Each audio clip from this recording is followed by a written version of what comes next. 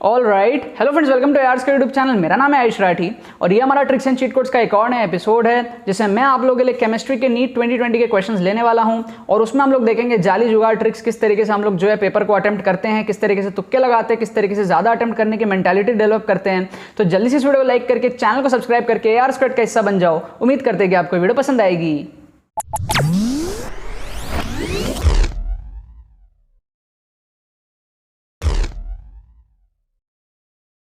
So students, video में आगे बढ़ने से पहले मैं आपको बताना चाहता हूं कि अगर आप लोग कम टाइम में अपने नीट के स्कोर को इंप्रूव करना चाहते हो तो एक last minute exclusive mentorship course आप लोगों के लिए लॉन्च किया हुआ है। 199 का कोर्स है। कम टाइम में बिना पढ़े किस तरीके से स्कोर को इंप्रूव करना है, क्या क्या स्ट्रैटेजीज होते हैं, क्या क्या ट्रिक्स होते हैं, वो इस कोर्स के अंदर में सारे एक्सप्लेन करे हुए हैं। वीडियोस के अंदर में एक्सक्लूसिव वीडियोस आप लोगों को मिलेंगी। इसको परचेस करने के कुछ ही घंटों में आपको जो है आपके मेल पर वीडियोस की डिलीवरी मिल जाएगी। तो आप लोग बिना देर करते हुए, जिन भी बच्चों का एग्जाम है और आप लोग कम टाइम में जो है लास्ट मोमेंट में इंप्रूवमेंट का जो है स्कोप ढूंढ रहे हो, तो ये वीडियोस आप लोगों के लिए बहुत ज्यादा हेल्पफुल होंगी। ये कोर्स आप लोगों के लिए बहुत ज्यादा हेल्पफुल होगा। बहुत सारे बच्चों ने कोर्स को परचेस किया, उनके बहुत अच्छे फीडबैक आए और बहुत ज्यादा उनका जो स्कोर इंप्रूवमेंट हुआ है। जेईई मेन वाले बच्चों के लिए कोर्स लॉन्च हुआ था, सिमिलर कोर्स नीट वाले बच्चों के लिए। जेईई मेन में बहुत सारे बच्चों का बेनिफिट हुआ था, अब नीट वाले बच्चों की बारी है। तो जितने भी बच्चे चाहते हैं इस अपॉर्चुनिटी का फायदा उठाना, जल्दी से व्हाट्सअप करके जो है आप लोग इस कोर्स को परचेस कर सकते हो। तो देखो यहाँ पर मैंने आपके सामने क्वेश्चंस लिया है नीट 2020 के पेपर का, है ना। केमिस्ट्री के यहाँ पर क्वेश्चंस है, इसमें हम लोग ट्रिक्स एंड चीट कोड्स देखेंगे, किस तरीके से आप लोग क्वेश्चंस को अटेम्प्ट कर सकते हो, है ना। जाली जुगाड़ तरीके क्या होते हैं क्वेश्चंस को अटेम्प्ट करने के, क्या हमारे पास में ऑप्शन एलिमिनेशन के टेक्निक्स होते हैं, ये सारी चीज़ें हम लोग यहाँ पर देखने वाले हैं। कुछ टेक्निक्स आप लोग को यहाँ पर सीखने को मिलेंगे, किस तरीके से आपको पेपर को अटेम्प्ट करना है। सपोज कर लो 720 मार्क्स का नीट का पेपर है, उसमें से आप 500 मार्क्स सॉल्व कर लेते हो, तो 500 में आपका कट ऑफ क्लियर नहीं हो रहा, ठीक है। आपको 550, 600 जो भी आपके स्टेट के हिसाब से आपको चाहिए हो सकते हैं। तो उस केसेस में जो रिमेनिंग क्वेश्चन होता है ना, जो आपके छूटे हुए क्वेश्चन है, वो आपको अटेम्प्ट करना बहुत जरूरी है, क्योंकि वो अगर आप अटेम्प्ट ही नहीं करोगे तो आपका वैसे भी सिलेक्शन नहीं होगा, राइट। तो यहां पर मैं आपको ऑप्शन एलिमिनेशन के टेक्निक्स बता रहा हूं नीट 2020 के कुछ क्वेश्चंस को लेकर के। बाकी एपिसोड्स आपको देखने हैं तो डिस्क्रिप्शन में उसका लिंक आपको मिल जाएगा, बाकी एपिसोड जाकर के देख सकते हो। यहां पर आप देखो ना, तो आपको 3 ऑप्शन दिखेंगे +4 के, ठीक है। 3 ऑप्शन +4 के होने का मतलब यह है कि प्रोबेबिलिटी बहुत हाई है कि हमारा +4 वाला आंसर बनेगा। तो हम लोग क्या करेंगे, इसको जो है एलिमिनेट कर देंगे। समझ गए आप बात को, ठीक है ना। अब उसके बाद में आप देखो तो यहां पर आपको +4 से +4, ठीक है। तो ये होने के चांसेस थोड़े कम है, क्योंकि चेंज तो हुआ ही नहीं ना, हमारे पास में क्वेश्चन ही है चेंज का, ठीक है। तो चांसेस कम है कि चेंज ना होना एक करेक्ट आंसर बन जाए। तो +4 से +4 भी हमारा आंसर जो है नहीं हो सकता, ठीक है। उसके बाद में आपको यहाँ पर 0 से +4 दिख रहा है और -4 से +4 दिख रहा है। इन दोनों में जो आप एक ऑप्शन को जो है लगा सकते हो।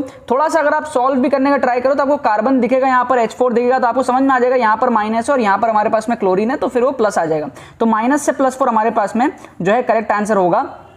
अगर आपको सॉल्व करना नहीं भी आता तो मैंने आपको एलिमिनेशन के तरीके बता दिए। देखो क्वेश्चन बहुत आसान है, आप बोलोगे सर इतना इजी क्वेश्चन है, इतना इजी क्वेश्चन आता है फिर भी बच्चे नहीं क्रैक कर पाते हैं ना, इसका मतलब बहुत सारे बच्चे इस क्वेश्चन को भी नहीं करना जानते हैं, राइट। तो उनके लिए मैं यहाँ पर एलिमिनेशन के टेक्निक्स आपको यहाँ पर बताया हूँ। अभी जो दूसरा क्वेश्चन है ना, यहाँ पर आप देखोगे आपको प्रोटॉन पूछ रहा है, न्यूट्रॉन पूछ रहा है, इलेक्ट्रॉन पूछ रहा है। अब बहुत सारे बच्चे कंफ्यूज होते हैं कि यार न्यूट्रॉन क्या है, ये वो क्या है, तो वो सॉल्व नहीं कर पाते, मास नंबर, एटॉमिक नंबर नहीं कर पाते।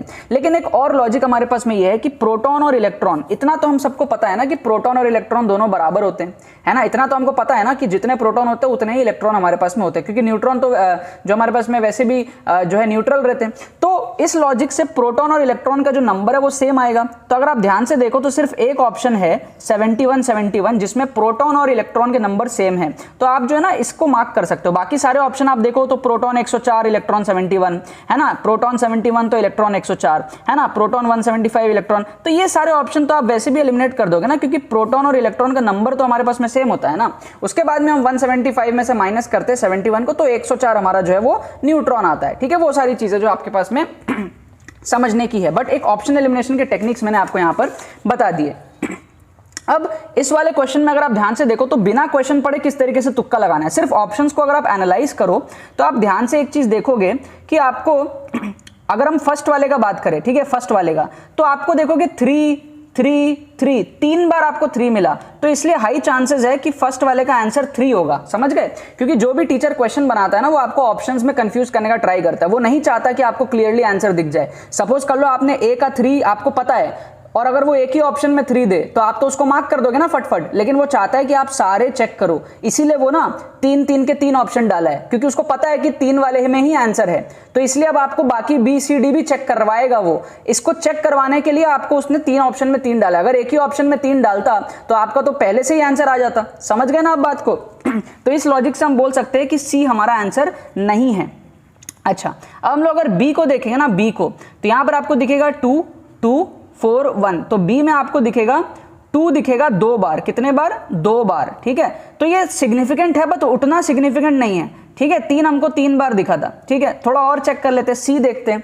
तो सी में आप अगर ध्यान से देखोगे तो आपको 2 2 2, आपको 2 2 2 दिखेगा। देखो आप ध्यान से, 2 2 2, सी में आपको 3 बार 2 दिख रहा है। इसका मतलब सी में ना 3 बार 2 है, तो ये थोड़ा सा ज्यादा सिग्निफिकेंट है। अच्छा, अब एक चीज और सोचो, हमने सी ऑप्शन को एलिमिनेट कर रखा है पहले से, है ना। एक रीजन और मिल गया एलिमिनेट करने का कि यहां पर 2 बी का भी 2 दिया है और सी का भी 2 दिया है, तो ये एक और रीजन है इसको एलिमिनेट करने का। पहला रीजन तो ये था कि 3 3 3 थे, तो ये वाला आंसर कम होने के चांसेस थे, और एक और रीजन मिल गया कि 2 बार इसमें 2 दिया, तो ये भी होने की प्रोबेबिलिटी काफी कम है। अब अगर हम लोग डी ऑप्शन को देखेंगे तो डी ऑप्शन आप देखोगे ना तो 4 4 4, 3 बार आपको 4 दिखेगा, एक बार यहां पर 1 दिखेगा। तो डी ऑप्शन का ना 4 थोड़ा सा ज्यादा सिग्निफिकेंट लग रहा है, क्योंकि 3 बार जो हमारे पास में यहां पर 4 दिया हुआ है। क्या आपको यहां पर बात समझ में आ रही है? तो उस लॉजिक से हम लोग ना इसको भी एलिमिनेट कर सकते हैं, बी वाले को, क्योंकि यहां पर डी ऑप्शन का 1 दिया हुआ है, हमको तो 4 4 4 वाला 3 बार दिख रहा है, तो उसके चांसेस ज्यादा बनते हैं। ठीक है, अब हमको ए और डी में से एक चूज करना है, तो हम उसके लिए क्या करेंगे, एक बार देखते हैं कौन कौन सा सिग्निफिकेंट है। तो ए का हमारे पास में सबसे ज्यादा सिग्निफिकेंट क्या आ रहा है? 3 आ रहा है। ठीक है, उसके बाद में बी का 2 है लेकिन 2 बार है, और सी का 2 3 बार है, तो ज्यादा चांसेस है कि सी का 2 बनेगा। समझ गए आप बात को? उसके बाद में डी का क्या है? 4 है, डी का हमारे पास में 4 है, तो 3 2 4, तो बी का क्या बनेगा? बी का हमारे पास में 1 बनने के चांसेस बन रहे हैं। समझ गए बात? क्योंकि बी का 2 आया था लेकिन 2 बार आया था, और सी का 2 आया था 3 बार, तो ज्यादा चांसेस है कि सी का 2 होगा और बी का 1 होगा।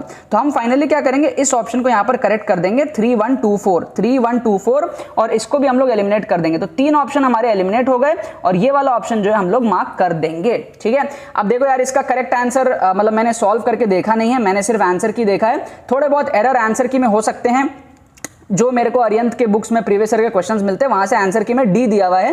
ठीक है, अगर कुछ थोड़े बहुत एरर हो तो मुझे नहीं पता, क्योंकि मैंने क्वेश्चन पढ़ा भी नहीं है। मैं आपको सिर्फ एलिमिनेशन टेक्निक्स यहां पर सिखाने के लिए आया हूं कि अगर आप सॉल्व ना कर पाओ तो किस तरीके से आपको एलिमिनेशन टेक्निक्स का फायदा उठाना है। ठीक है, तो मोस्ट प्रोबेबली इसका आंसर डी है, और इस तरीके से हम लोगों ने अटेम्प्ट कर दिया। ठीक है, मतलब इजीली एलिमिनेट हो रहे ऑप्शन। आप देखो, फर्स्ट में आपके पास में ये 1 था तो ये एलिमिनेट हो गया, फिर लास्ट वाले में यहां पर 1 था तो ये एलिमिनेट हो गया, क्योंकि 4 3 बार आया था डी वाले में, और ए वाले में 3 3 बार आया था। उसके बाद में बस ए और डी में कंफ्यूजन थी, तो वो कंफ्यूजन हमारी यहां से पूरी होती है कि हम ऑप्शन बी में 2 डालेंगे या ऑप्शन सी में 2 डालेंगे। हम ऑप्शन सी में 2 डालेंगे, क्योंकि ऑप्शन सी में 3 बार 2 आया है, एक यहां पर, एक यहां पर और एक यहां पर। On the other hand option b में सिर्फ 2 बार 2 आया है, एक यहां पर और एक यहां पर। ठीक है ना, आप लॉजिक समझ गए ना? तो ये मेथड्स आपके यूज हो सकते हैं, इससे क्या आपकी प्रोबेबिलिटी करेक्ट होने की बढ़ जाती है। आप अगर रैंडम तुक्का लगाते हो ना तो वो गलत होते हैं आपके, लेकिन अगर इस तरीके से लगाओगे ना तो आपके सही होने की प्रोबेबिलिटी बहुत ज्यादा जो है बढ़ जाती है। ठीक है, अब इस वाले क्वेश्चन को अगर आप देखोगे यहां पर, तो हमारे पास में क्या है, जब भी ऐसे आपके वैल्यूज रहते हैं ना, इस तरीके से अगर आपके वैल्यूज रहते हैं, तो आपके जो एक्सट्रीम वैल्यूज है ना, जो सबसे छोटा वैल्यू है 9 और जो सबसे बड़ा वैल्यू 18, ये दोनों आंसर होने के चांसेस बहुत कम होते हैं। ये लॉजिक मैंने आपको कई बार बताया है, और ये कई बार अप्लाई भी होते हैं। तो अगर आपको तुक्का लगाना है तो एक्सट्रीम ऑप्शंस को एलिमिनेट करो। 15 और 12 में आप एक तुक्का लगा सकते हो।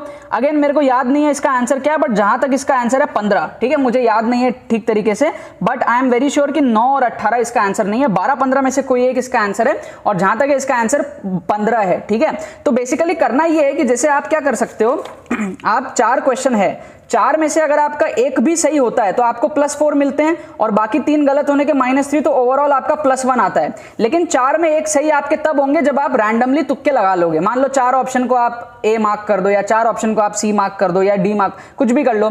ठीक है, या फिर एक बहुत लंबा आप मान लो 20 का सेट ले लो। ठीक है, या आप मान लो 24 का सेट ले लो, तो 24 में से आपको पता है 6 6 6 6 आपके चारों ऑप्शन हो सकते हैं। ठीक है, या आप मान लो 40 का सेट ले लो, तो 10 10 10 10 आपके चारों हो सकते हैं। तो वो एक आपकी प्रोबेबिलिटी है कि 1/4 आपके सही होंगे। लेकिन अगर आप इस लॉजिक से करोगे ना अटेम्प्ट, ये जो लॉजिक्स मैं आपको सिखा रहा हूं, तो आई एम वेरी श्योर कि आपके इन 4 में से ना कोई 2 तो सही हो ही जाएंगे। ये 4 हमने जो अटेम्प्ट किया ना, अगर आप लॉजिकली तुक्का लगाओगे तो 4 में आपके 2 सही हो जाएंगे। अगर आपके 4 में 2 सही हो जाएंगे तो उन 2 के आपको 8 मिलेंगे और बाकी 2 के -2 मिलेंगे, तो आपको +6 मिल जाएगा। तो ऐसे हर 4-4 के सेट से अगर आप 6-6 मार्क्स उठा लो तो 40 क्वेश्चन अगर आप इस तरीके से करते हो, जो क्वेश्चन आपसे छूट रहे थे, जो आपसे सॉल्व नहीं हो रहे थे फर्स्ट प्लेस में, तो उससे आप 6-6 करके कितने सारे मार्क्स उठा सकते हो, समझ रहे हो? 60 मार्क्स आप फोकट उठा सकते हो। तो आप समझो अगर आपके नीट में 180 क्वेश्चन आते हैं, उसमें से अगर आपने सपोज 100 क्वेश्चन आपने सॉल्व किए तो उस 100 के आपको मिल गए 400 नंबर,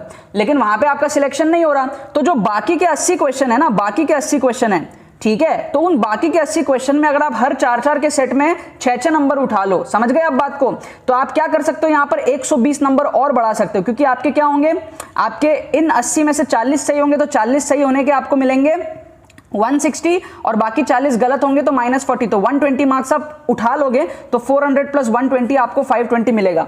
ये इकलौता ऑप्शन है आपका स्कोर बूस्टअप करने का। मतलब आप ये समझो कि अगर आपने ये काम नहीं किया तो आप वैसे भी आप 400 में अटक गए, तो आपका सिलेक्शन वैसे भी नहीं होगा, लेकिन अगर आपने तुक्के लगा लिए, बाकी सारे क्वेश्चंस को अटेम्प्ट कर लिए सही तरीके से, सही लॉजिक से, तो आपको पॉजिटिव स्कोर मिलेगा एंड वो आपको हेल्प कर सकता है अच्छा खासा स्कोर को बूस्टअप करने में। ठीक है, बाकी तो बस यही बात है। तो यार आई होप आपको ये ट्रिक्स पसंद आई होंगी। अब इसके अगले एपिसोड में हम लोग बायोलॉजी के ट्रिक्स देखेंगे, बायोलॉजी में किस तरीके से ट्रिक्स एंड चीट कोड्स लगाते हैं, उसको हम लोग अपने नेक्स्ट एपिसोड में देखने वाले हैं। बाकी सारे एपिसोड्स को आप लोग डिस्क्रिप्शन में दिए गए लिंक से चेकआउट कर सकते हो। डिस्क्रिप्शन में आपको लिंक दिया हुआ है बाकी पूरी प्लेलिस्ट का, जिसमें आपको बाकी सारे वीडियोस दिख जाएंगे। अगर आप लोग लास्ट मिनट में अपने स्कोर को इंप्रूव करना चाहते हो रियलिस्टिक वे में, ट्रिक्स एंड स्ट्रेटेजीज आप लोगों के लिए एक्सक्लूसिव वीडियोस में बना के रखी है। ये कोर्स आप लोग परचेस कर सकते हो, यहाँ पे 199 का कोर्स है। आप लोगों को यहाँ पर जो डिटेल्स दिख रही होंगी, व्हाट्सअप नंबर दिख रहा होगा, इस व्हाट्सअप नंबर पर आप लोग मैसेज करके कोर्स की परचेज ले सकते हो, परचेस कर सकते हो, और कोर्स की जो डिलीवरी आपको कुछ ही घंटे में आपके मेल पर मिल जाएगी। ठीक है, बाकी तो बस बहुत बहुत धन्यवाद इस वीडियो को देखने के लिए। बने रहिए यार, लाइट भी चली गई। Thank you so much.